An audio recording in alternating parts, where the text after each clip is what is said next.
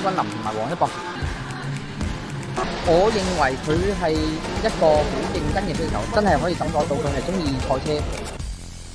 但係因為佢平時練習嘅時間比較少啦，同埋每次駕駛，所以我覺得你包括而家30幾架車一齊出場練習處理，因為我哋都提前做咗比較充分嘅準備。排位我覺得還是有機會再快一些的，尤其是看完數據之後，自己的 T16非常非常慢。如果 T16再快一點的話，我們看是可以進到03的。然後，但是我做完03，全場第5，組別第3。Gearing up the championship。我們跟車隊就是要打這個錯峰值嘛，就是在避開大家去換人的那一棒，避免堵車的情況。所以我去跟快車手去跑，然後讓 David 去跟M 去跑。其實我在跟快車手跑的時候，當然跟不上了，但是我覺得不會被其他車手影響。對於我來說是一個很好的一個做法吧。潘君琳上車之後，啱出站冇耐呢，就被對手撞。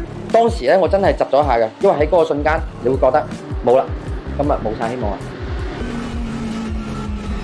呢一圈呢，因為你要記有一個問題，到衝線之前，最後一個彎，佢嗰3架車並排出彎，我哋見到嗰架車出彎，我哋都唔知道邊架車前面，因為嗰架車真正喺3秒攞到咗季軍，又一次登上了領獎台，攞到咗呢個組別第3嘅獎杯，成個車隊好似都將啲壓力放低咗咁，冇人再去計啲積分，因為我哋已經證明咗一次。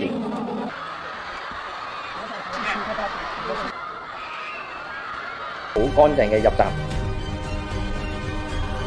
黃一博接棒之後呢，面對連續嘅進攻，有幾次防守都好精彩。但係喺後半段嘅激烈對抗入邊，因為呢佢同棒入邊對付嘅都係職業車手，所以呢最終名次都係會有所下降嘅。